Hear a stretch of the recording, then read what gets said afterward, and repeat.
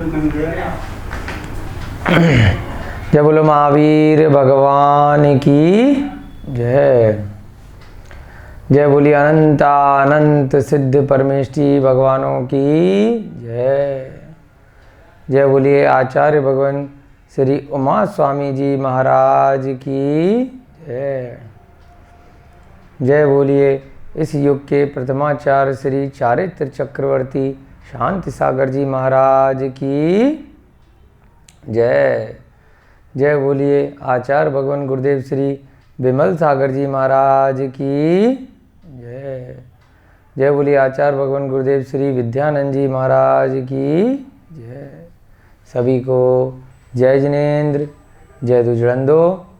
हम सभी लोग तत्वार सूत्र की कक्षाओं का निरंतर स्वाध्याय यहाँ पर कर रहे हैं। आप सभी के हमारे पुण्य का बहुत तीव्र उदय है, जिसके फलस्वरूप हम सभी लोग बहुत अच्छे से यहाँ पर 9 अध्याय तक पहुँच चुके हैं। धीरे धीरे हम ध्यान क्या होता है, ध्यान की कौन कौन सी अवस्थाएं होती हैं, उसके बारे में हम यहाँ पर अब 36वें सूत्र से 34वें सूत्र पर थे, वहाँ से हम जान रहे हैं। आज की कक्षा में आगे रौद्र ध्यान, धर्म ध्यान, शुक्ल ध्यान क्या होता है, इसके बारे में हम जानेंगे। अब तक हमने कल तक आर्त ध्यान और आर्त ध्यान के कितने प्रकार हैं, इसकी चर्चा पिछली कक्षा में की थी। चलिए आज की कक्षा को प्रारंभ करने से पहले प्रतिदिन की भांति हम सभी लोग मंगलाचरण करेंगे और फिर अब तक जो सूत्र हमने किए हैं उनका वाचन करेंगे। 144वें नंबर की कक्षा आज आपकी प्रारंभ होने जा रही है। सभी लोग हाथ जोड़ लेंगे और मिलकर के साथ में दोहराएंगे मंगलाचरण। सभी लोग हाथ जोड़ लीजिए, एक साथ मिलकर के बोलेंगे। मोक्ष मार्गस्य नेतारम भेतारम कर्म भूभृतां ज्ञातारं विश्वतत्त्वानां वन्दे तद्गुणलब्धये वन्दे तद्गुणलब्धये वन्दे तद्गुणलब्धये। जय बोलिए आचार्य भगवान श्री उमा स्वामी जी महाराज की जय हो। सभी लोग अपनी पुस्तकें, नोटबुक निकाल लीजिए। उसमें से अब तक हमने जो 34 सूत्र इस 9 अध्याय के किए हैं, उनका मिलकर के सभी लोग एक साथ वाचन करेंगे। आश्रव निरोधः संवरः सगुप्ति समिति धर्मानुप्रेक्षा परिशह जय चारित्रयी तपसा निर्जरा च सम्यग योग निग्रहो गुप्तिः ईर्याभाषैषणादान निक्षेपोत्सर्गाः समितयः उत्तम क्षमा मार्दवार्जव शौच सत्य संयम तपस्त्यागा किंचन्य ब्रह्मचर्याणि धर्मः अनित्याशरण संसारैकत्वान्यत्वा शुच्याश्रव संवर निर्जरालोक बोधि दुर्लभ धर्म स्वाख्यातत्वानुचिंतनमनुप्रेक्षा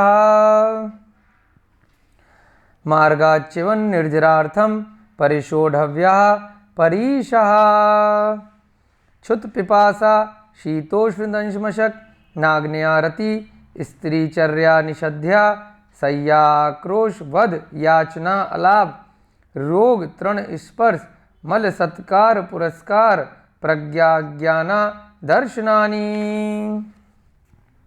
सूक्ष्म सांप्राय छदमस्त वीतरागयोश्चतुर्दश एकादश जिने बादर सांप्राये सर्वे ज्ञानावरणे प्रज्ञा ज्ञाने दर्शन मोहांतराययो रदर्शना लाभौ चारित्र मोहे नाग्न्यारति स्त्री निषध्या क्रोश याचना सत्कार पुरस्कारा वेदनीय शेषा एकादयो भाज्या युगपदे कस्मिन्ने कोन विंशते सामायिक छेदोपस्थापना परिहार विशुद्धि सूक्ष्म सांपुराय यथाख्यातमिति चारित्रम अंशनावमोदर्य वृत्ति परिसंख्यान रस परित्याग विविक्त शय्यासन काय क्लेशा भायम तपः प्रायश्चित विनय वैयावृत्य स्वाध्याय व्युत्सर्ग ध्याना न्यूनतरम नव चतुर्दश पंच द्विवेदा यथाक्रमं प्राग ध्यानात् आलोचना प्रतिक्रमण तदुभय विवेक व्युत्सर्ग तपश्छेद परिहारोपस्थापना ज्ञान दर्शन चारित्रोपचारा आचार्योपाध्याय तपस्वी शैक्षग्लानगण कुल संघ साधु मनोज्ञाना वाचना प्रक्षना नुप्रेक्षामनाय धर्मोपदेशा बाह्याभ्यंतरोपध्ययो उत्तम सहननस्यै काग्रचिंता निरोधो ध्यानमांत मुहूर्तात् आर्त रौद्र धर्म शुक्लानि परे मोक्ष हेतु आर्त ममनोज्ञस्य संप्रयोगे तद्विप्रयोगाय स्मृति समन्वाहारः विपरीतं मनोज्ञस्य वेदनायाश्च निदानं च तद्विरत देशविरत प्रमत्त संयतानां हिंसा। ये अब 35वां सूत्र आएगा। आज 34 सूत्र तक हमने यहाँ पर कल तक की कक्षा में संपन्न किए। अब एक बार जल्दी से कल की कक्षा में जो हमने सीखा उसका हम रिवीजन करेंगे। आर्त ध्यान का वर्णन चल रहा था। हमने 30वां सूत्र देखा था, आर्तम मनोज्ञस्य संप्रयोगे तदि प्रयोगाय स्मृति समन्वाहारः। यानी कि आर्त ध्यान क्या होता है, कोई अमनोज्ञ वस्तु मिल जाती है तो उसको दूर हटाने के लिए, उससे दूर जाने के लिए निरंतर उसका चिंतन किया जाता है तो अनिष्ट संयोजक कहलाता है। इसका विपरीत मनोयज्ञ से होता है 31वें नंबर के सूत्र में। यानी कि कोई इष्ट वस्तु है जो आपको बहुत प्रिय है, मनोज्ञ है, आपके मन को अच्छी लगने वाली है, वो आपसे दूर चली जाती है तो उसको वापस लाने के लिए, उसकी प्राप्ति के लिए जो प्रति समय चिंतवन चिंता आपको घेरे रहती है उसे क्या कहते हैं, इष्ट वियोगज। तो अब ये दोनों प्रकार के हैं। वर्तमान समय में अब ज़्यादा अगर इन चीज़ों का ध्यान करते हैं तो आपको क्या हो जाता है, डिप्रेशन की बीमारी लग जाती है, फिर दवाइयाँ खानी पड़ती हैं, हॉस्पिटल जाना पड़ता है। तो इसीलिए आचार्य महाराज यहाँ पे बता रहे हैं कि आपको अगर कभी ऐसी परिस्थिति बन जाए इष्ट वियोजक या फिर अनिष्ट संयोगज, तो आपको उसको समता भाव के साथ में अपने कर्मों का उदय मान करके उसको आपको झेलना है, जिससे कि आपके पूर्व जनित कर्मों की निर्जरा हो जाए और आपको किसी भी प्रकार का कोई कष्ट ना हो। तो 30वां सूत्र इसके बाद जो बताया आचार्य महाराज ने, 32वां सूत्र वेदनाया च, यानी कि वेदनाजन्य भी आर्त ध्यान होता है। शरीर में कोई रोग इत्यादि हो जाए, कोई कष्ट हो जाए, कहीं कोई आपको किसी भी प्रकार की मानसिक पीड़ा हो रही है, कोई शारीरिक पीड़ा हो रही है, तो उसका निरंतर चिंतन करते रहना कि मेरे को ये चोट लग रही है, मुझे ये बीमारी है, ये कैसे दूर होगी, मेरा बुढ़ापा कैसे कटेगा। बार बार बार बार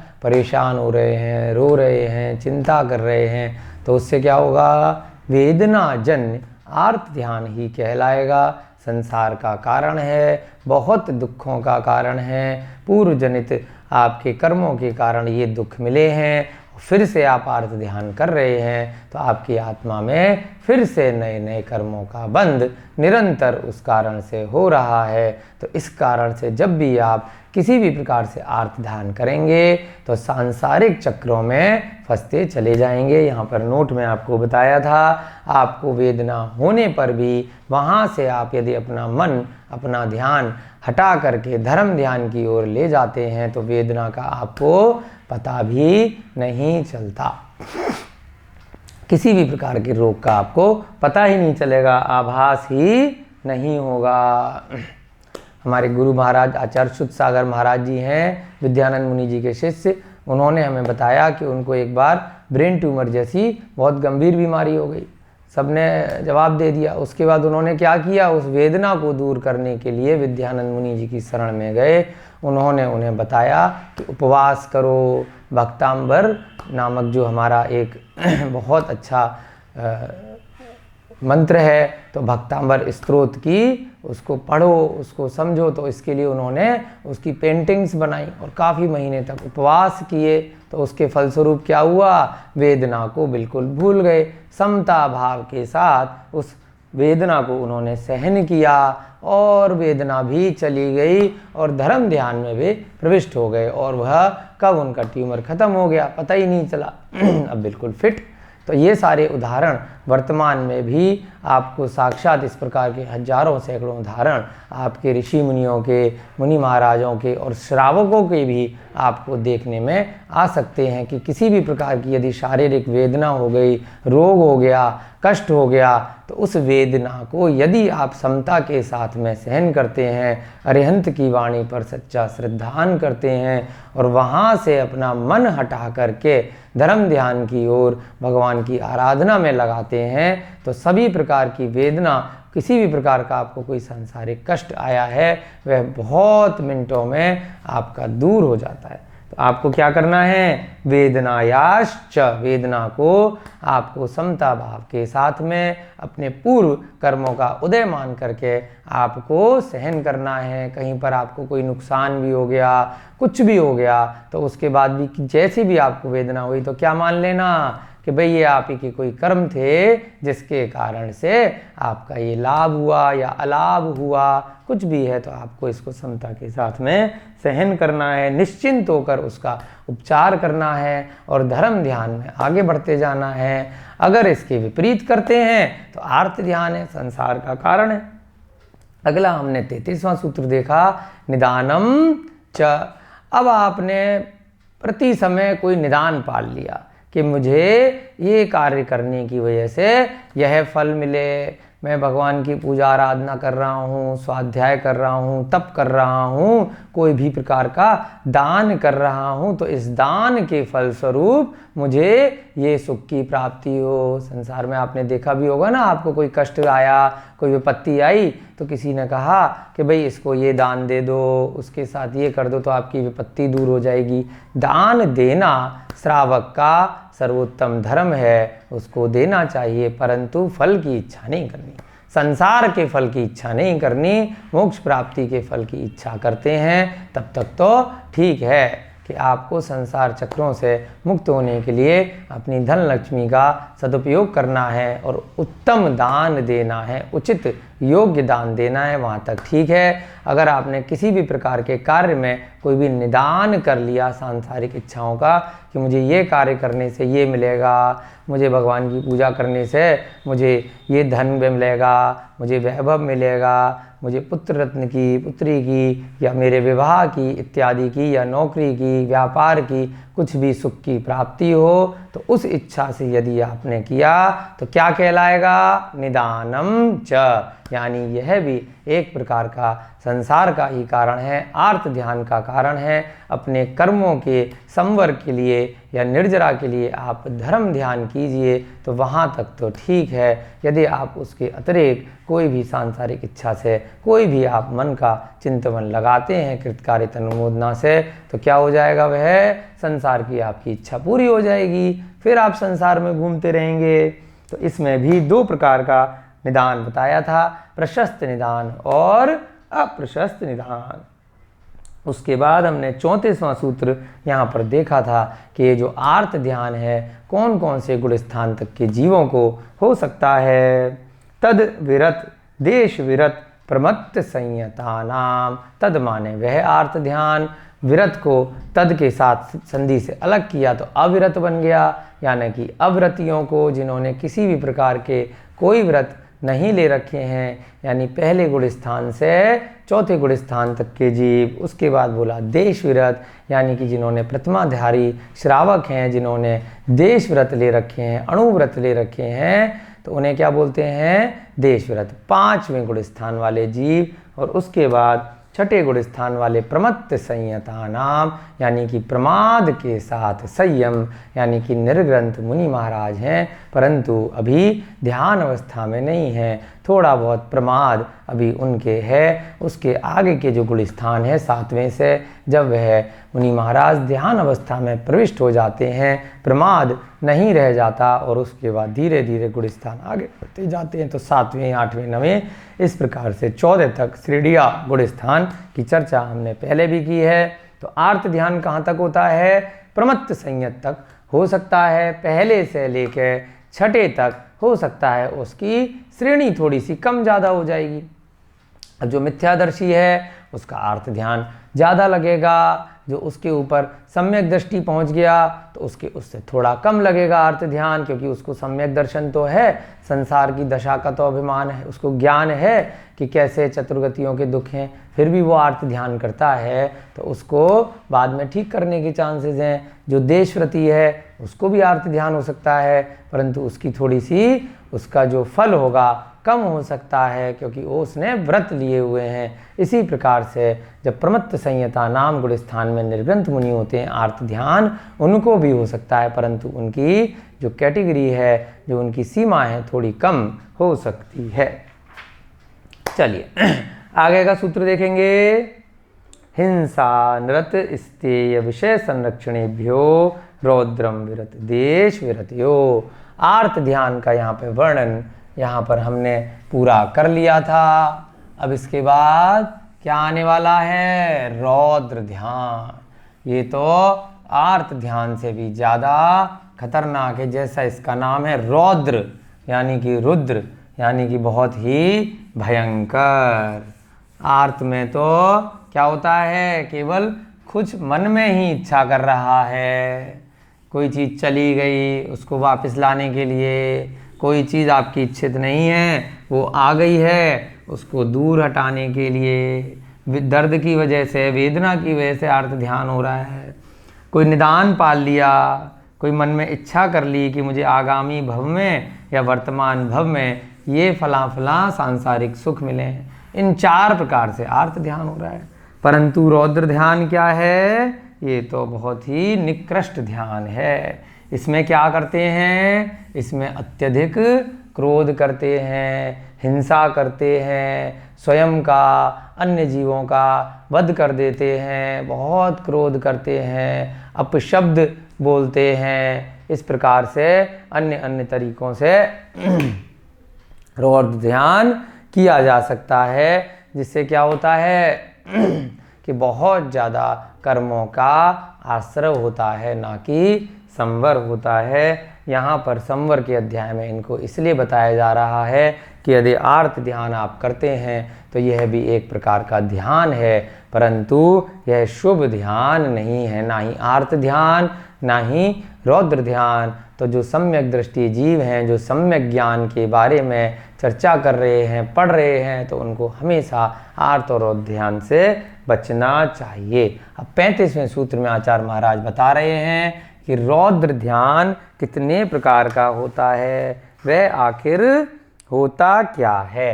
हिंसा, आपने जैसे 5 पाप पढ़े थे, वैसे ही इन पापों में सदा लिप्त रहना क्या है, रौद्र ध्यान है। जीव हिंसा करना कृत कारित अनुमोदना से, और उसको सही ठहराना कि मैंने तो यह कार्य एकदम सही किया है, मेरा तो जन्म सिद्ध अधिकार है अन्य जीवों को मारना, उनको कष्ट देना, उनको खाना, उनको किसी भी प्रकार से उनका उपभोग करना उनको कष्ट दे करके, हिंसा करके, चाहे वो मनुष्य हों, त्रियंच हों, छोटे छोटे जीव हों, सभी प्रकार की जीवों की हिंसा करना, चाहे उसका व्यापार करना, उसकी अनुमोदना करना, उसमें आनंद मनाना, ये सब क्या है? ये सब रौद्र ध्यान है। हिंसा, दूसरा अनृत। अनृत शब्द भी आपने पढ़ा है जब 5 पाप पढ़े थे, व्रतों की चर्चा करी थी। अनृत माने झूठ, बहुत झूठ बोलना। ये भी क्या है? बात बात में झूठ बोलना, और ऐसा झूठ बोलना जिससे अन्य जीवों की हिंसा हो जाए, उनका वध हो जाए। किसी भी कार्य में अनावश्यक रूप से झूठ बोलना। तीसरा क्या है? स्ते। ये सब आपने 5 पाप पढ़े थे ना, वही नाम आ रहे। स्ते माने चोरी करना। तो चोरी करना भी क्या है? ये भी बहुत बड़ा आपका रौद्र ध्यान है। क्योंकि चोरी की जब आप प्लानिंग करेंगे तो उसमें आपको गलत भावनाएं, गलत विचार चल रही होंगी। जब आप उसको साक्षात करके आ जाएंगे तो कितना बड़ा पाप है। ये सब रौद्र ध्यान के ही प्रकार हैं। उसके बाद विषय संरक्षणेभ्यो। विषय संरक्षणेभ्यो। संरक्षणेभ्यो। संरक्षणेभ्यो। विषय का मतलब क्या होता है? पंचेंद्रिय के विषय, जैसे हिंसा, झूठ, चोरी, कुशील, परिग्रह। हमने 5 प्रकार के पाप देखे थे। तो जो परिग्रह है वो किस चीज़ का परिग्रह है? आपको पंचेंद्रियों के विषय में बहुत ज़्यादा ममत्व है, सामान को इकट्ठा करने की लालसा है, बहुत ज़्यादा मोह है। तो यहाँ पर उसी का नाम क्या दिया आचार्य महाराज ने? विषय संरक्षणेभ्यो। यानी कि कौन सा पाप है ये? कि बहुत ज़्यादा पंचेंद्रियों के विषयों में संरक्षण करते रहना। जो आपकी 5 इंद्रियों को अच्छी लगने वाली चीज़ हैं, स्पर्श, रसना, घ्राण, चक्षु और कर्ण, उनके विषय में लगातार लिप्त रहना। जो पंचेंद्रिय को अच्छा लग रहा है उसका संरक्षण करते रहना, उनका परिग्रह इकट्ठे करते रहना। तो हमेशा निरंतर इन पंचेंद्रिय के विषय में जो चिंतन लगता रहता है, उसके कारण से आप अन्य अन्य प्रकार की हिंसा आदि पापों में भी लिप्त रहते हैं। अत्यधिक क्रोध करते हैं, कषाय करते हैं, लालच करते हैं, लोभ करते हैं, मान करते हैं। तो ये सब क्या है? रौद्रम। विरत क्या मतलब हुआ? रौद्रम, यानी कि ये सब रौद्र ध्यान है। रौद्रम विरत। और आगे देश विरतयो।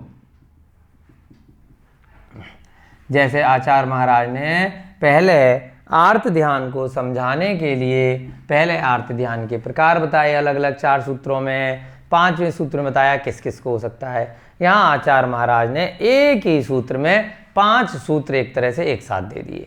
जैसे पहले वहाँ पर आर्त ध्यान के एक एक करके 4 सूत्र बताए। 30, 31, 32 और 33 4 प्रकार का होता है, और किस किस को हो सकता है वो 34वें बताया। यहाँ पर 35वें सूत्र में आर्त ध्यान कितने प्रकार का होता है और किस किस को हो सकता है, एक ही लाइन में सबके बारे में यहाँ पर बात कह दी। कैसे? किस किस को हो सकता है? अविरत और देश विरत, इनको तो हो सकता है। और कौन कौन सा होता है? हिंसा, अनृत, स्ते और विषय संरक्षणेभ्यो। 1, 2, 3 और ये 4 क्या होता है? रौद्रम, यानी कि रौद्र ध्यान। कितने प्रकार का हुआ? रौद्र ध्यान 4 प्रकार का हुआ। हिंसा वाला रौद्र ध्यान, अनृत यानी कि अनृत का मतलब क्या होता है? झूठ, असत्य वाला रौद्र ध्यान।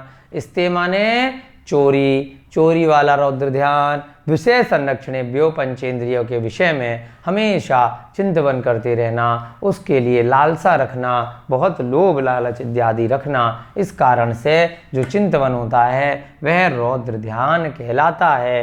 वह विरत यानी कि जिसने विरत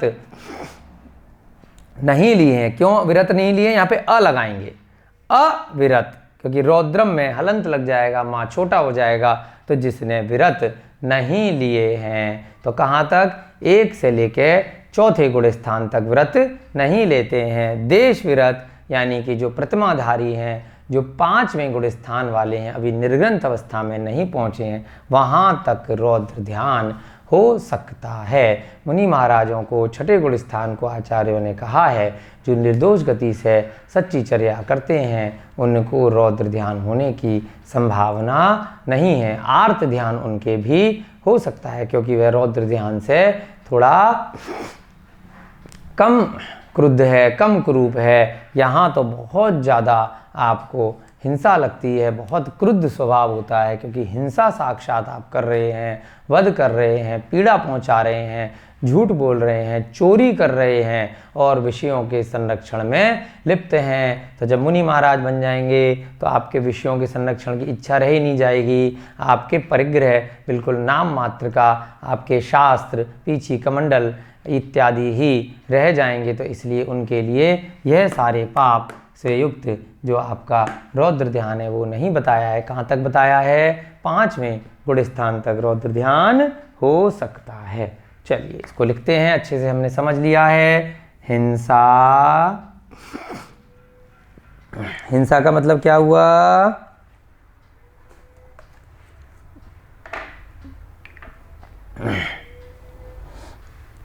हिंसा का मतलब है हिंसा ही है, आपको पता चल गया। उसके बाद दूसरा क्या है? अनृत। ये जो साइन है, जब दोनों के साथ संधि कर दी तो इस प्रकार से लगाते हैं, और जब संधि विच्छेद कर देते हैं तो अ लिखेंगे। अनृत माने झूठ, असत्य। तीसरा क्या है? स्तेय। स्तेय माने चोरी।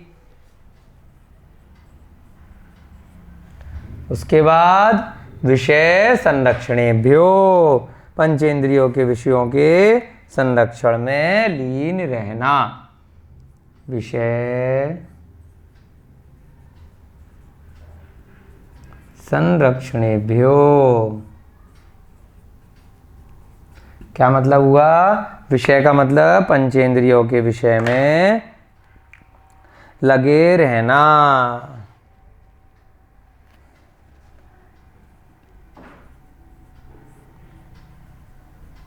पंचेंद्रियों के विषय के संरक्षण में, विषयों के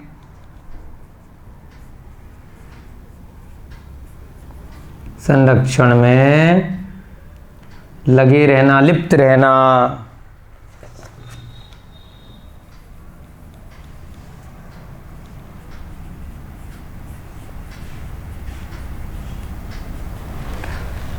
रौद्रम यानी कि रौद्र ध्यान है, रौद्र ध्यान होता है। यहाँ पे हलंत लग जाएगा, छोटा माँ बन जाएगा।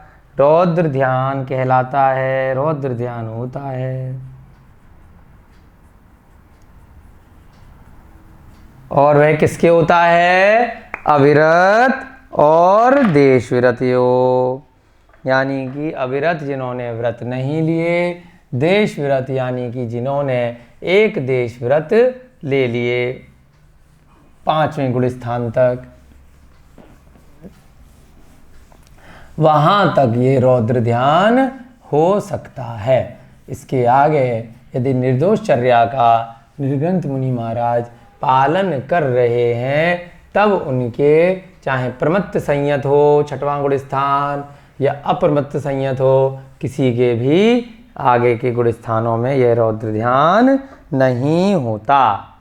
रौद्रम के बाद अविरत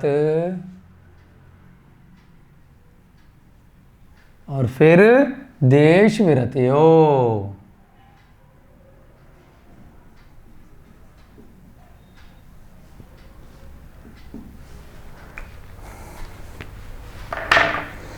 पहले से चौथे गुण स्थान के जीव अविरति कहलाते हैं। पहले से चौथे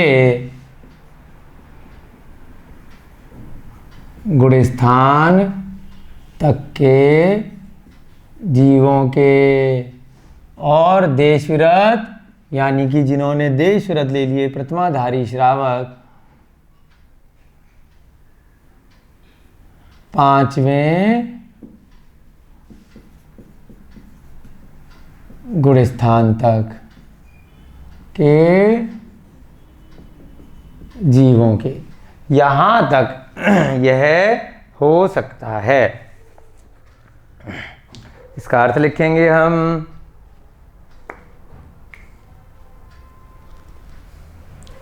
अर्थात हिंसा, झूठ, चोरी तथा पंचेंद्रियों के विषय में निरंतर लिप्त रहना या चिंतन करते रहना। हिंसा, झूठ, चोरी तथा पंचेंद्रियों के विषयों के संरक्षण में निरंतर लिप्त रहना तथा चिंतन करते रहना।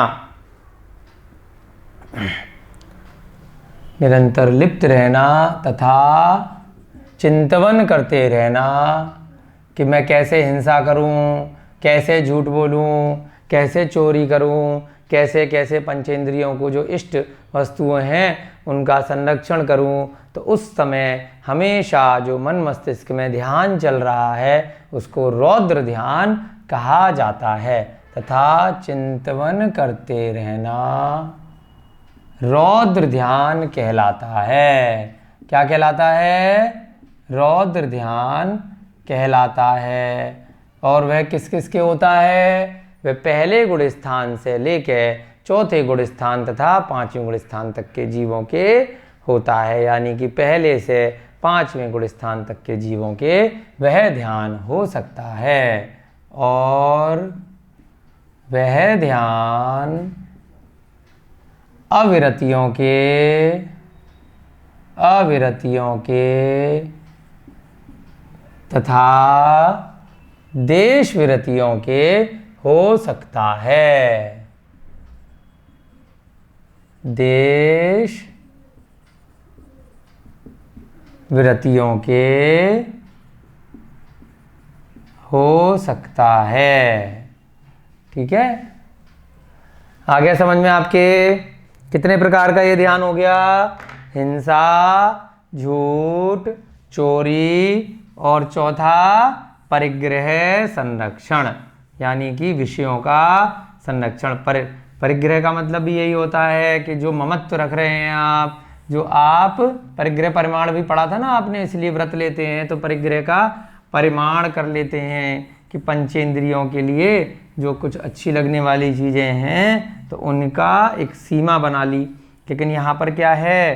किसी प्रकार की कोई सीमा नहीं है। हमेशा यही चिंतन में लगे हुए हैं कि किस प्रकार से मैं चीज़ों का संरक्षण करूं, संसार को कैसे बढ़ाऊं, मोह को, राग को, द्वेष को हम कैसे बढ़ाएं। तो इन चर्चाओं में यदि आपका चिंतन हमेशा लगा हुआ रहता है तो वह क्या कहलाता है? रौद्र ध्यान कहलाता है। इससे बहुत पाप का बंद होता है और यह भी संसार का कारण है।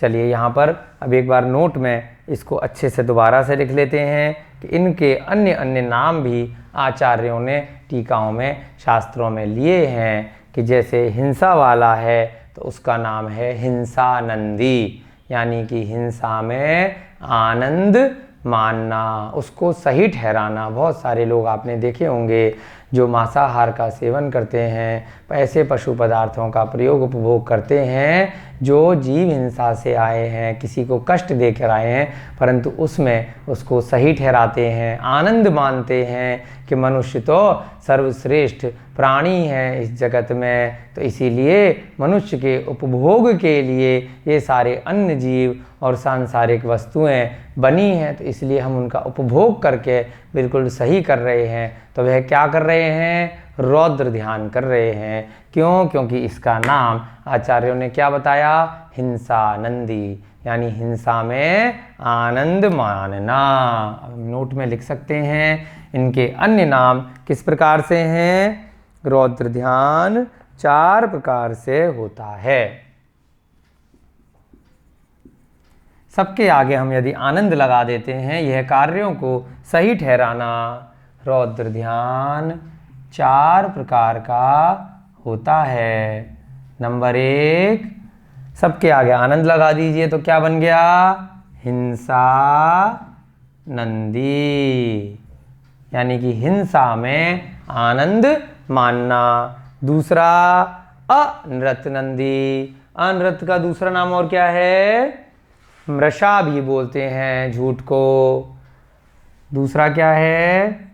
अनृत नंदी, उसका अन्य नाम भी आचार्यों ने दिया है मृषा नंदी, यानी कि झूठ को अपना जन्म सिद्ध अधिकार मानना और हमेशा झूठ बोलते रहना, झूठ बोलने में, मजाक करने में, किसी को मूर्ख बनाने में आनंद मानना। अप्रैल फूल आपने सुना होगा ना, अननेसेसरी, अनावश्यक रूप से कई बार लोगों को धोखा देते हैं, मजाक करते हैं, झूठ बोलते हैं। आनंद के लिए भी झूठ मानना, झूठ का बोलते रहना, तो उसे क्या बोलते हैं? यह भी रौद्र ध्यान है, संसार का कारण है।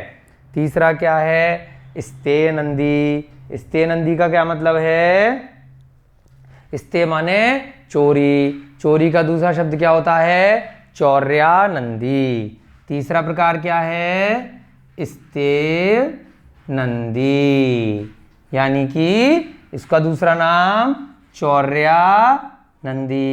चौर्यानंदी का विपरीत हमने क्या बताया था पहले? अचौर्य। अगर व्रत लेते हैं चोरी नहीं करना तो वह क्या कहलाएगा? अचौर्य। यहाँ पर चोरी में आनंद मानना, उसका क्या नाम बताया? स्ते नंदी या चौर्यानंदी। उसके बाद चौथा क्या है?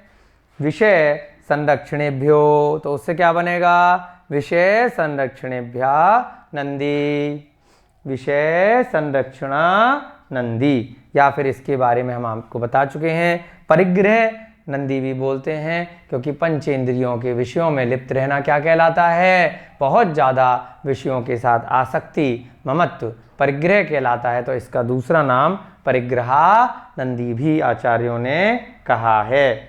विषय संरक्षणा नंदी। चौथा क्या है? विषय संरक्षणा नंदी। अगर इससे बचना है तो आपको क्या करना है? परिग्रह का परिमाण करना चाहिए, उसकी सीमा बनानी चाहिए। परिग्रहा नंदी, यानी कि बहुत ज़्यादा धन के प्रति, वैभव के प्रति आसक्ति, ममत्व का भाव रखना, पंचेंद्रियों के विषयों में जो भी इष्ट वस्तुएं हैं, सांसारिक चीज़ें हैं, उनके साथ बहुत ज़्यादा परिग्रह रखना, यानी ममत्व रखना, इनमें भी आनंद मनाना। अब इनका अर्थ लिख लेंगे, बहुत आसान अर्थ है। हिंसा में आनंद मानना, एक तो हिंसा करना और उसको एंजॉय करना। तो वह भले ही दूर दूर से आप मांस खाते हुए, आप जीव हिंसा करते हुए, बहुत बार देखा होगा लोग बलि देते हैं, लोग जाके शिकार खेलते हैं जंगलों में, पशुओं को क्रूरता करते हैं, मनुष्यों के साथ क्रूरता करते हैं, छोटे छोटे जीव हैं, कीड़े मकोड़े, मच्छर मक्खी, उनको मारने में आनंद मनाते हैं। आनंद तो दिख रहा है ऊपर ऊपर से, परंतु अंदर क्या है? उनका वह रौद्र स्वरूप प्रकट हो रहा है कि वह कितने निर्दयी हैं, कितने दुष्ट हैं, कितनी उनकी बुरी प्रवृत्ति हो गई है। क्या ये आत्मा का सच्चा स्वरूप है? नहीं है। यह क्या है? यह आत्मा को कर्मों के बंधन में और ज़्यादा बांधेगा और इस संसार चक्र में और घुमाएगा। जिस जीवों के प्रति आज यह जीव हिंसा कर रहा है, भविष्य में समय का पहिया ऐसा घूमेगा, कर्मों का उदय ऐसा आएगा कि स्वयं यह जीव भी ऐसे ही जीव बनेगा, फिर त्रियंच बनेगा,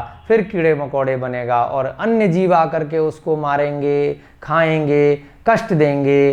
तब वह उसे पता चलेगा कि मैंने पिछले भवों में कितना गलत कार्य किया था। नरक भी जाना पड़ सकता है। नरक में तो इतने दुख हैं, वो हम पहले के 3-4 अध्याय में उसका संक्षिप्त रूप में वर्णन करके आए हैं। तो इसलिए हिंसा में आनंद बिल्कुल नहीं मनाना चाहिए। किसी भी प्रकार की जीव हिंसा हो रही है तो उसको कृतकारित अनुमोदना से जितना भी योग्य हो उसको रोकने का प्रयास करना चाहिए और स्वयं भी उस हिंसा से दूर रहें। ऐसे हमें अभ्यास और प्रयास करना चाहिए।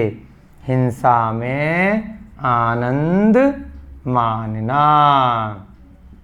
इसमें आचार्यों ने वर्तमान समय की अपेक्षा से कुछ उदाहरण भी दिए हैं। जैसे दीपावली इत्यादि आती है, अन्य अवसर आते हैं तो लोग पटाखे जलाते हैं, उसमें आनंद मनाते हैं। तो यह सब भी क्या है? आपका रौद्र स्वरूप ही प्रकट करते हैं। आप हिंसा के व्यापार करते हैं, चमड़े का व्यापार करते हैं, ऐसी वस्तुओं का व्यापार करते हैं जिसमें जीव हिंसा हुई है। दूध का व्यापार करते हैं वर्तमान समय में, उसमें भी बहुत जीव हिंसा है ना। अन्य ऐसे जैसे भीड़ों से ऊन निकाल करके उसका व्यापार करते हैं, सिल्क का व्यापार करते हैं, रेशम के कीड़ों को मारते हैं और आप ऐसे अन्य कोई भी व्यापार जिसमें बहुत ज़्यादा जीव हिंसा हो रही है, उनको बांधा जा रहा है, काटा जा रहा है, मारा जा रहा है। मनुष्यों से भी बॉन्डेड लेबर टाइप आप कराते हैं, उनको आप प्रतिबंधित करके बच्चों से कार्य कराते हैं उनकी इच्छा के विपरीत, या मनुष्यों में आप ज़बरदस्ती कोई भी कार्य कराते हैं और हिंसक होकर के उसमें आनंद मनाते हैं, तो वह क्या कहलाएगा? हिंसा आनंदी। हिंसा के व्यापार करना। जैसे पतंग भी बच्चे उड़ाते हैं, उसमें भी क्या है? उस समय आनंद आ रहा है, परंतु उसके फलस्वरूप क्या होता है कि बहुत सारे पक्षियों को उसको मृत्यु हो जाती है, उनके चोट लग जाती है माजे इत्यादि से। तो वह भी पतंग चलाना भी आज के समय के अनुसार हिंसा आनंदी ही कहलाएगा क्योंकि उसमें भी बहुत सारे मूक पक्षी होते हैं जो मृत्यु को प्राप्त हो जाते हैं आपके मांझे के कारण। तो हमें उससे भी बचना है। हिंसा के व्यापार करना। पटाखे, ये उदाहरण वर्तमान समय के परिप्रेक्ष्य में यहाँ पे लिखवा रहे हैं। पटाखे जलाना, पतंग उड़ाना इत्यादि कोई भी इसमें आप उदाहरण ले सकते हैं। चलिए अगला क्या है? अनरतनंदी, यानी कि झूठ में आनंद मानना, हमेशा असत्य बोलते रहना, आनंदित होते रहना, लोगों के साथ मूर्ख बना के उनसे मजाक करना जिससे उनका नुकसान हो, कष्ट हो, दुख हो। झूठ में आनंद मानना, ये कौन सा है? यह भी रौद्र ध्यान है। स्ते नंदी, चोरी में आनंद मानना, यह भी क्या है? चोरी करना भी और उसको आनंद भी मानना। चोरी में आनंद मानना, यह भी रौद्र ध्यान है। उसके बाद विषय संरक्षणानंदी, यानी परिग्रहानंदी, पंचेंद्रियों के विषय में लिप्त रहकर उसमें आनंद मानना, यानी कि परिग्रह यानी अत्यधिक वस्तुओं के प्रति आसक्ति। परिग्रह का मतलब पर वस्तुओं से ममत्व। आपके पास सामान बहुत ज़्यादा है लेकिन उनके प्रति आसक्ति नहीं है, राग नहीं है, तो पहले भी बता के आए हैं वह परिग्रह नहीं है। आपके पास थोड़ी सी वस्तुएं हैं और फिर भी उसमें बहुत ज़्यादा ममत्व है, राग है, तो वह परिग्रह की श्रेणी में आता है। परिग्रह पर वस्तुओं से ममत्व में आनंद मानना। इस प्रकार से यह रौद्र ध्यान 4 प्रकार का होता है। इन चारों प्रकार से हमेशा चिंतन करते रहना रौद्र ध्यान कहलाता है। यहाँ लिख सकते हैं दोबारा से,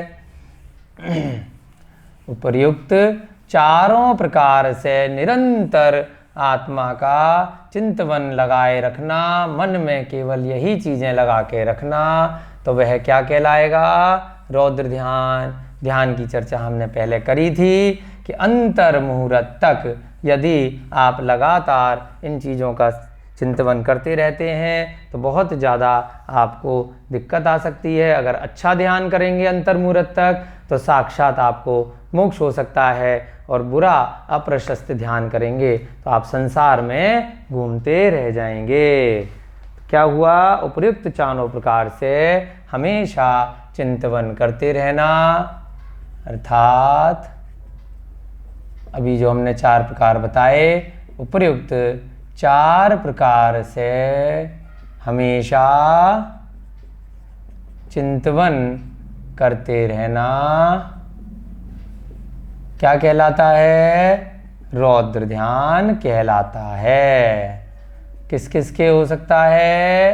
अभी बता के आए हैं, अविरतियों के और देशव्रतियों के, यानी 1 से लेके 5वें गुण स्थान तक हो सकता है। चलिए, आपने रौद्र ध्यान एक ही सूत्र में, यहाँ पर आचार्य महाराज ने एक तरह से 5 सूत्र जो आर्त ध्यान के करे थे, यहाँ एक ही सूत्र में आचार्य महाराज ने एक साथ बता दिए।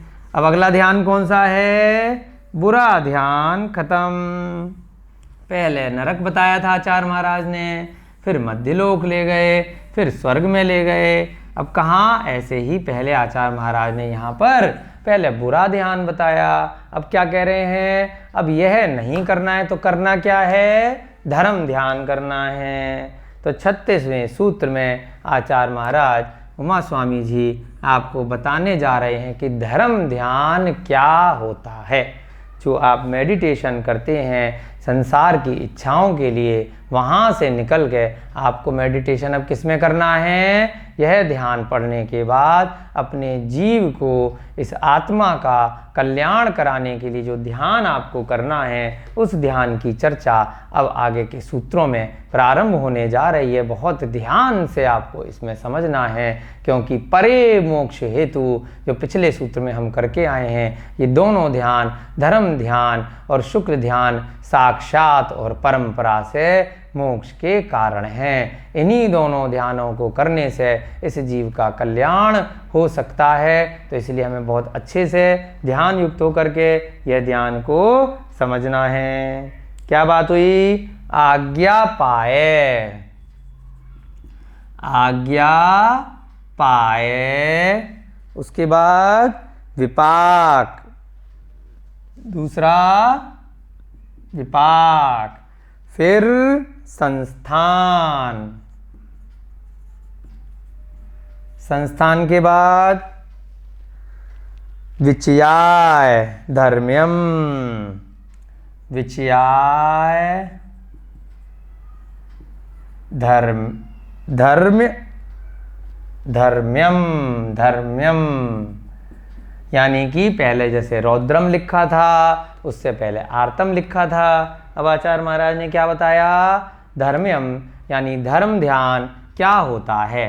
आज्ञा, यहाँ से निकालेंगे तो क्या बन गया? अपाय, विपाक, विपाक के बाद संस्थान, फिर विचयाय, विचयाय माने उसका विचार करना, उसका चिंतन करते रहना। धर्म्यम माने धर्म ध्यान। तो कितने प्रकार का हो गया? पहला, दूसरा, तीसरा, चौथा। विचयाय का मतलब क्या बताया? कि चिंतन, ध्यान, विचार, यानी कि ध्यान, धर्म ध्यान कितने प्रकार का हुआ? आज्ञा वाला धर्म ध्यान, आज्ञा का विचय करना, आज्ञा का विचार करना। अब ये ध्यान रखना है आपको कि अच्छा वाला ध्यान चल रहा है, यहाँ पर अब बुरी बातों का ध्यान नहीं हो रहा। यहाँ पर आप अरिहंत भगवान की वाणी का, उनके द्वारा बताए गए मार्ग का, संसार के दुखों का, 12 भावनाओं का, अनित्य भावना, असरण भावना, संसार भावना, एकत्व भावना, समाधि भाव, इन सारी की सारी भावनाओं का आप चिंतन कर रहे हैं। आप भगवान की पूजा अर्चना, स्वाध्याय, सामायिक तप, व्रत इत्यादि यह सब कर रहे हैं, व्रतों का पालन कर रहे हैं, वह सब धर्म ध्यान कहलाता है। स्वयं के जीव को इन संसार के कष्टों से मुक्ति की ओर ले जाने के लिए आप धर्म ध्यान कर रहे हैं, तो मन में ये विचार रख के हमने इन चारों के उदाहरणों को सीखना है।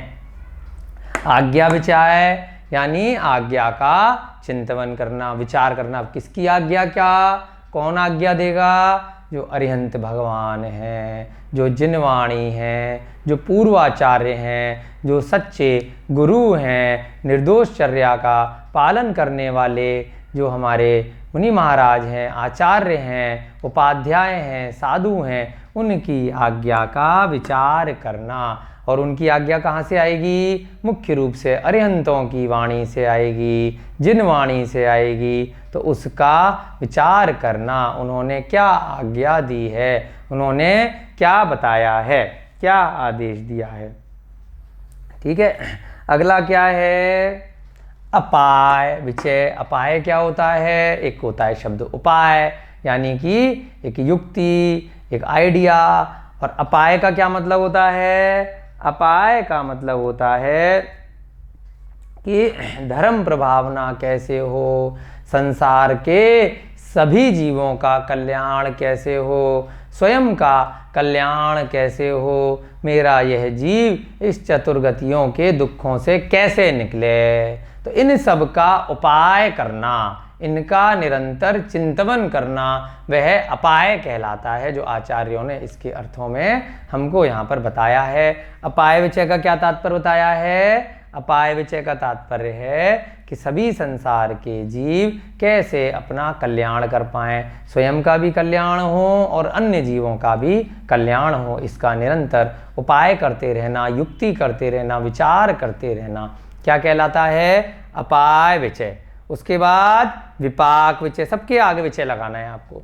विपाक माने पहले भी कई बार आया है, कर्मों का विपाक, कर्मों का उदय। जो पिछले समय में आपने कोई कर्म किए उसका उदय आ रहा है। अभी हमने जो स्वाध्याय कर रहे हैं, तो हमने बहुत अच्छे कर्म किए होंगे पिछले भवों में, जो हमें अच्छा कुल मिला, अच्छा हमें यही सारा जिनवाणी को पढ़ने का अवसर प्राप्त हुआ। ये पिछले कर्मों की वजह से ही तो मिल रहा है। और अभी और अच्छे कर्म कर रहे हैं तो आगे और अच्छा इसका फल मिलेगा। यदि आपको कोई बुरा आपको निमित्त बन रहा है, कोई कष्ट आ रहा है, विपत्ति आ रही है, तो क्या मानना कि यह मेरे द्वारा ही पहले कोई ऐसे कर्म किए गए हैं जिसकी वजह से आज ये मेरे साथ विपत्ति आई है, या मेरे साथ ये अच्छा हुआ है। तो ये सारी चीज़ों को पूर्व आपके कर्मों का फल जानकर उसका विचार करना, और हमेशा कोई भी कृत्य करते समय कृतकार्य तन्मूलना से ध्यान रखना।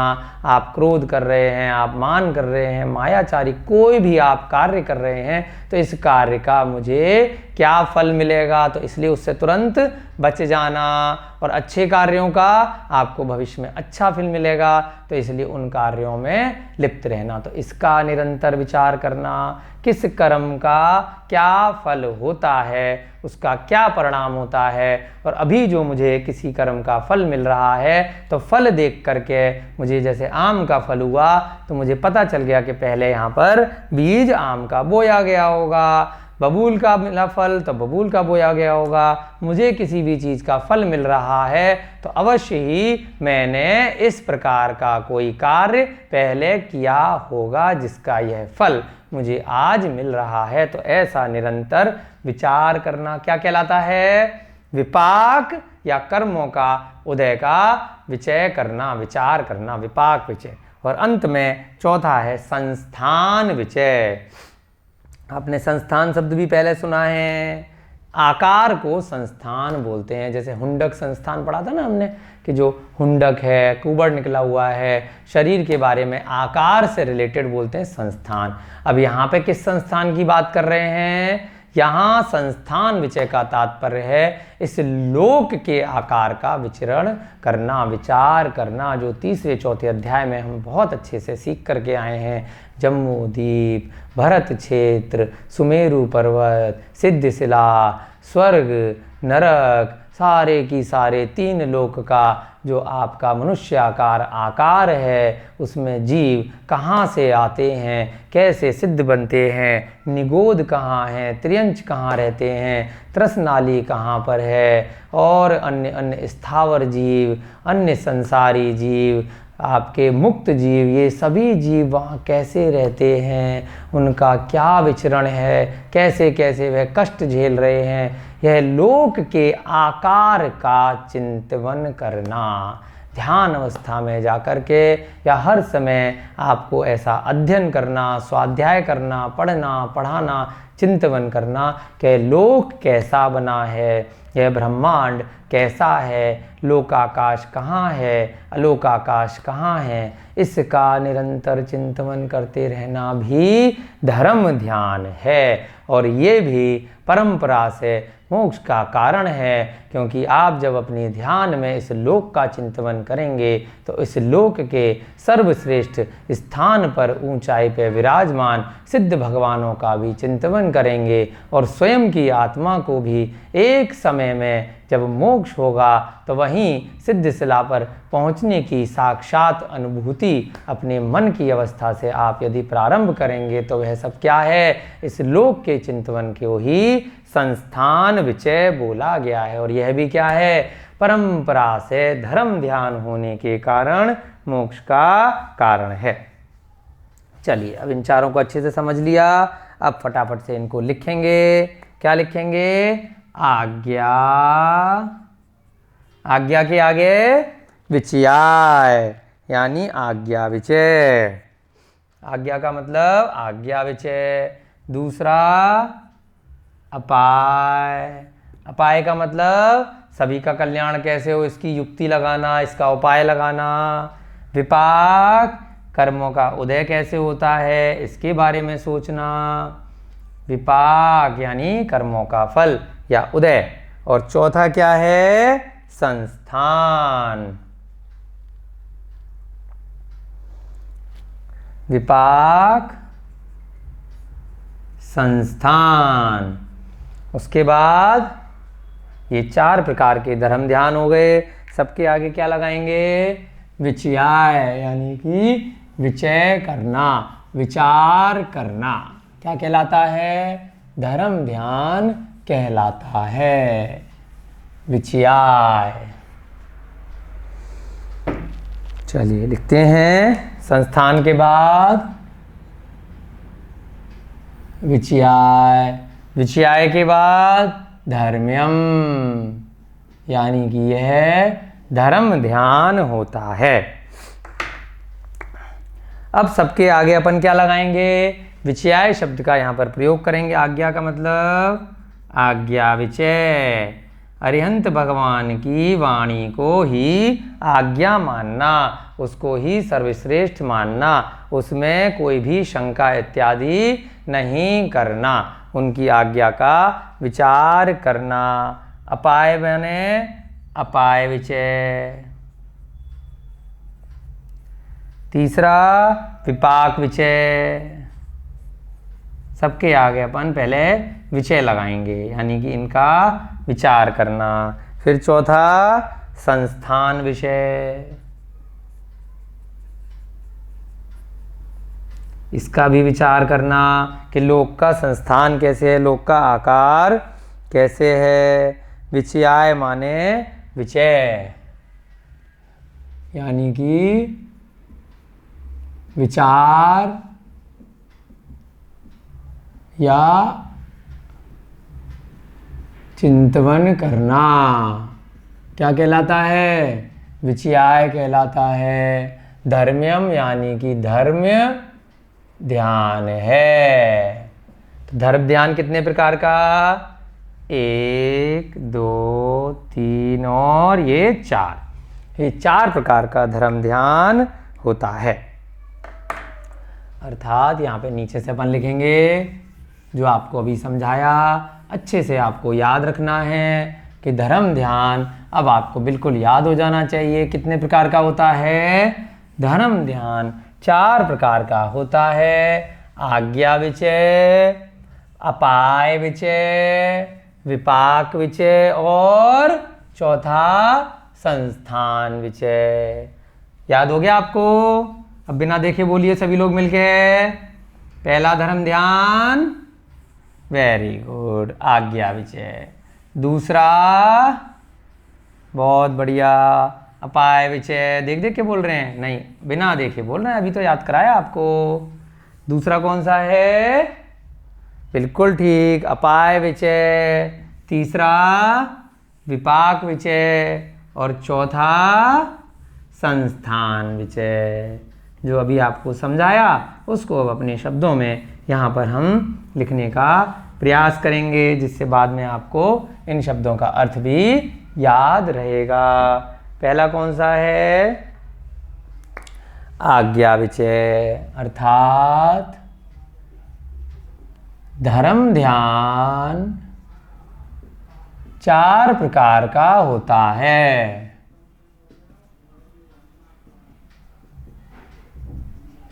कौन कौन सा? पहला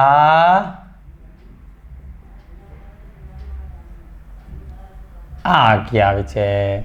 आज्ञा विचय के बारे में कि जो अरिहंत भगवान ने बताया है उस पर शंका नहीं करना, है ना।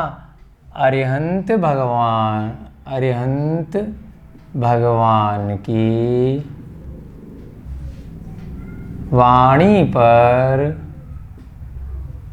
वाणी को आज्ञा मानकर, अरिहंत भगवान की वाणी आगम कहलाती है।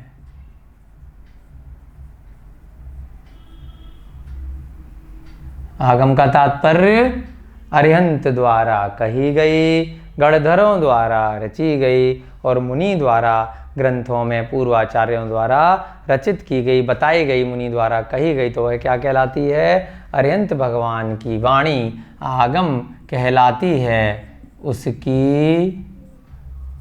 उसमें जो मार्ग बताया है उसकी आज्ञा को प्रमाण मानकर विचार करना, उस पे शंका नहीं करना।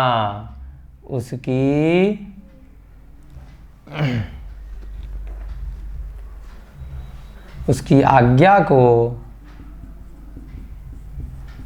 प्रमाण मानकर,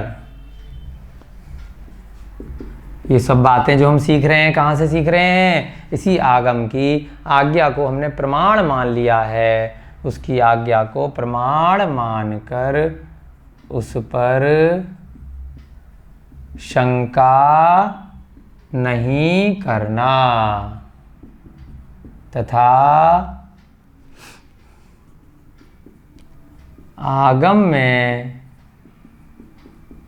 बताए गए मार्ग पर श्रद्धान करना।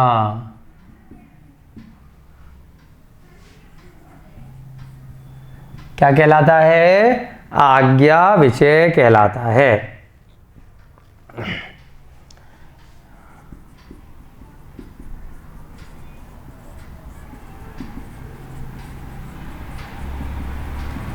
वर्तमान समय में पूर्वाचार्यों द्वारा रचित ग्रंथों का आधार लेना और उसके अनुसार ही आगम को पढ़ना चाहिए। वर्तमान समय में जो पूर्वाचार्यों द्वारा रचित ग्रंथों के आधार से जो ग्रंथ हैं, पूर्वाचार्यों द्वारा रचित ग्रंथों के आधार ग्रंथों का ही आधार लेना चाहिए। वर्तमान समय में पूर्वाचार्यों द्वारा रचित निर्दोष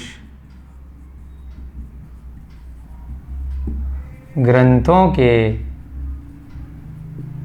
आधार से ही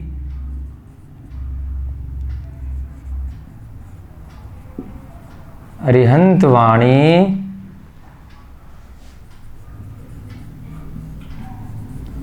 प्रतिपादित है, उन्हीं की आज्ञा मानना, अन्य की नहीं। अब यहाँ पर इसका क्या मतलब है कि कहीं कहीं ऐसा आप देख सकते हैं, सुन सकते हैं कि वर्तमान समय के अनुसार बहुत सारे ज्ञानी जी बहुत सारे हैं जो इन पूर्वाचार्यों को ही गलत ठहरा देते हैं, अपने हिसाब से उन ग्रंथों की भाषा को, उनके अर्थ को तोड़ मरोड़ कर प्रस्तुत कर देते हैं। तो उनको आधार नहीं मानना। आधार किसको मानना? जो पूर्वाचार्यों द्वारा रचित प्राकृत के, संस्कृत के इत्यादि जो पुराने ग्रंथ हैं, पौराणिक ग्रंथ हैं, वह एकदम निर्दोष हैं। उनके आधार से यदि सरल भाषा में कुछ अनुवाद हुआ है वहाँ तक तो ठीक है, लेकिन यदि उस अनुवाद में, उस शैली में, उस वर्तमान समय की समझाने की कला में यदि अहिंसा धर्म के विपरीत यदि कोई बात की गई है तो उसको नहीं मानना। आचार्यों ने मुख्य रूप से जो जिन धर्म है उसको अहिंसा परमो धर्म कहा है, उसके विपरीत यदि हिंसा का उपदेश किसी ने उनके अर्थों में कर दिया है कि हिंसा करनी चाहिए, बलि देनी चाहिए, जीवों को कष्ट देना चाहिए, कि उस समय में तो मोक्ष होता था, वर्तमान में नहीं होता, तो इसलिए उसका अभ्यास करना भी व्यर्थ है। वर्तमान समय में तो मुनि महाराज हो ही नहीं सकते, उनका हमको निषेध करना चाहिए। कुछ भी ऐसी बातें जो निर्दोष ग्रंथों के विपरीत यदि किसी ने अपनी तरफ से उनकी रचना की है तो क्या करना? हमें उनको नहीं मानना। किनको मानना? जो पूर्वाचार्यों द्वारा रचित पौराणिक ग्रंथ हैं उनको ही हमें मानना चाहिए। अपनी बुद्धि का, विवेक का हमें अवश्य उपयोग करना चाहिए, और आपका जैसा कर्म होगा, जैसे आपके कर्मों का उदय आएगा, आपके उसके अनुरूप ही ऐसे आचार्य, ऐसी अरिहंत की वाणी, ऐसी जिनवाणी का आपको आश्रय मिलेगा। तो ये भी आपके कर्मों पर डिपेंड करता है कि आप किन ग्रंथों को सच्चा आगम मानते हैं, किन को नहीं मानते हैं। इस पे भी बहुत सारी वर्तमान में विचारधाराएं हैं। अनेक मती हैं, वह दूसरे का ग्रंथ तो गलत बताते हैं, अपने को सही बताते हैं, तो उन सब में नहीं पढ़ना। किस में पढ़ना? जो अरिहंत भगवान की सच्ची वाणी है, जो मोक्ष मार्ग है, अपने विवेक का प्रयोग करते हुए उसको आपको पढ़ना है। पूर्वाचार्यों द्वारा रचित ग्रंथों का ही आपको स्वाध्याय करके उसकी आज्ञा को ही प्रमाण मानना है। ये बहुत आपको इस बात में ध्यान रखना है। अगला क्या है?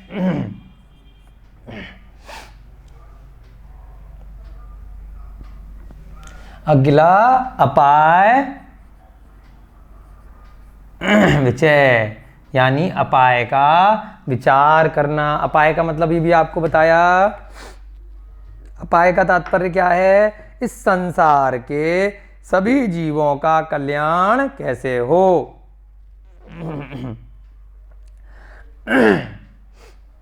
है ना? संसार सभी जीवों में स्वयं भी आ गए। संसार के सभी जीवों का कल्याण कैसे हो, इसका निरंतर विचार करना। जब सभी जीवों के कल्याण का विचार करेंगे तो स्वयं का कल्याण तो हो ही जाएगा। संसार के सभी जीवों का, संसार के सभी जीवों के कल्याण के लिए, उनके दुखों से सारे की सारे जीव अपने दुखों से मुक्ति को प्राप्त हों, धर्म प्रभावना कैसे हो, कल्याण के लिए उनके सभी जीवों के दुख और उनसे छूटने के उपाय का, कल्याण के लिए तथा सभी प्रकार के उनके दुख और उनसे छूटने का उपाय तथा उनके दुखों का, उनके दुख व उनसे मुक्ति का उपाय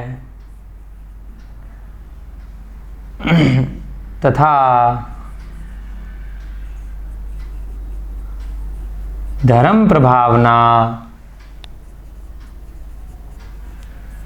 का निरंतर चिंतन करते रहना, उपाय लगाते रहना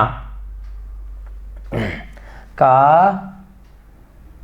निरंतर चिंतन करना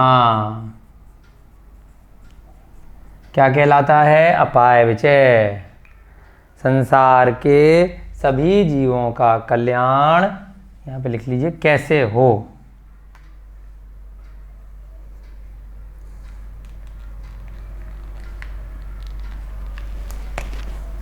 कल्याण कैसे हो, धर्म प्रभावना कैसे हो, इसका हमेशा चिंतन करते रहना, यह क्या कहलाता है? यह अपाय विचय कहलाता है।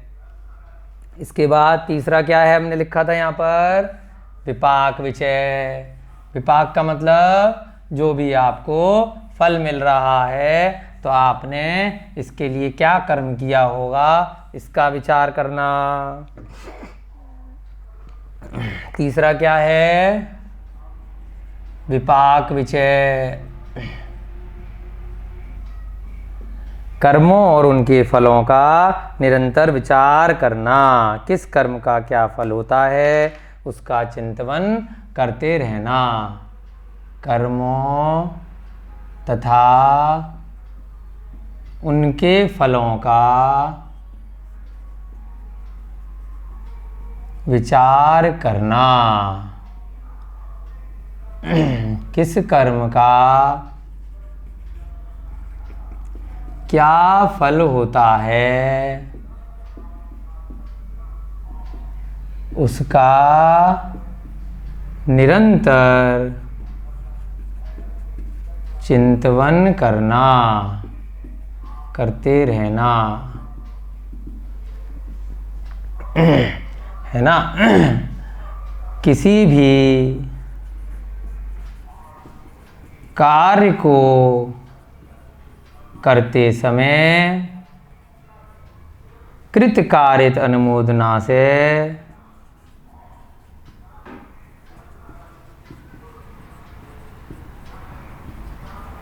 विचार करना,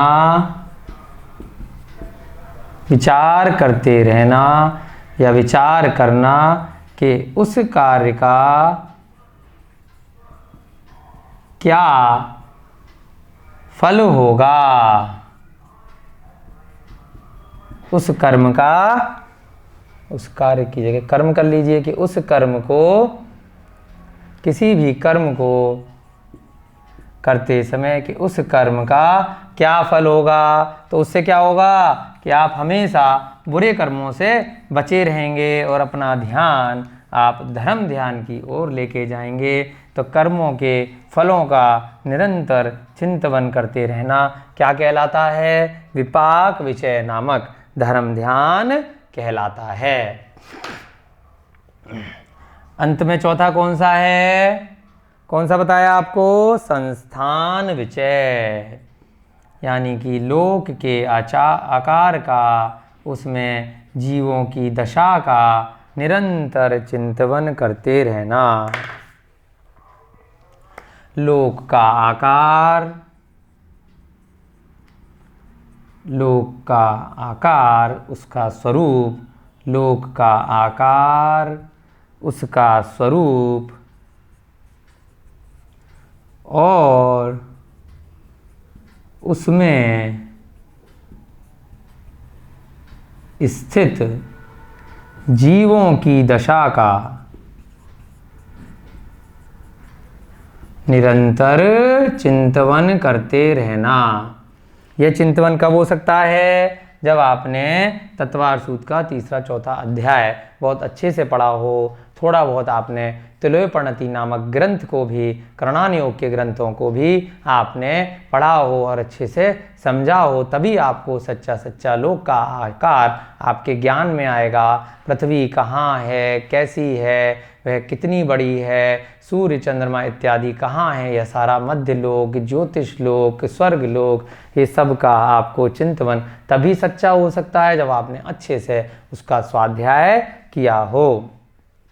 जीवों की दशा का निरंतर चिंतन करना और ध्यान में क्या रखना कि इस दशा से मुक्ति प्राप्त करके जहाँ सिद्ध भगवान लोक के अंत में विराजमान हैं, कहाँ पर विराजमान हैं, तनुवात वलय में, ऊपर सिर से लटकी हुई उनकी आत्माएं हैं और हमेशा ध्यान अवस्था में वे चिरकाल के लिए, अनादि अनंत काल के लिए वह विराजमान हैं। तो वहाँ पर जाकर वह हमें भी विराजमान किसी दिन होना है, ऐसी भावना के साथ में यह संस्थान विचय करना। ठीक है, अब जल्दी से लिख सकते हैं हम यहाँ पर नोट में कि यह 4 प्रकार का धर्म ध्यान होता है। यहाँ नोट में आप लिख सकते हैं जो आचार्यों ने इनकी टीकाओं में बताया है, सर्वार सिद्धि नामक ग्रंथ में, वहाँ पर भी आचार्य ने, पूज्य स्वामी ने यहाँ पे बताया है कि यह चौथे गुण स्थान से छठे गुण स्थान के अंत तक या 7वें गुण स्थान के प्रारंभ तक यह धर्म ध्यान हो सकता है। यह धर्म ध्यान चौथे गुण स्थान से लेकर के 7वें गुण स्थान के प्रारंभ की सीढ़ी तक हो सकता है। चौथे गुण स्थान से 7वें गुण स्थान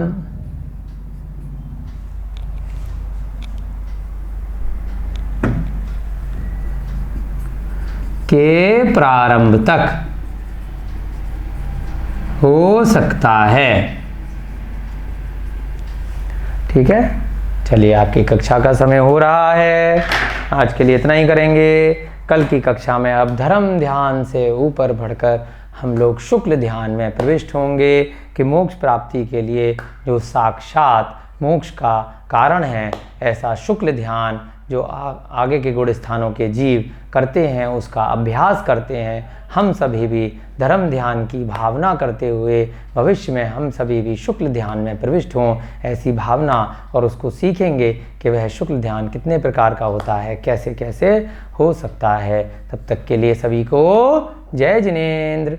जय बोलिए भगवान महावीर स्वामी की जय। जय बोलिए अनंतानंत सिद्ध परमेष्ठी भगवानों की जय। बोलिए आचार्य भगवान श्री उमा स्वामी जी महाराज की जय। बोलिए तत्वार्थ सूत्र ग्रंथ की जय। बोलिए शिव के प्रथमाचार्य श्री चारित्र चक्रवर्ती शांत सागर जी महाराज की जय। जय बोलिए आचार्य भगवान गुरुदेव श्री विमल सागर जी महाराज की जय।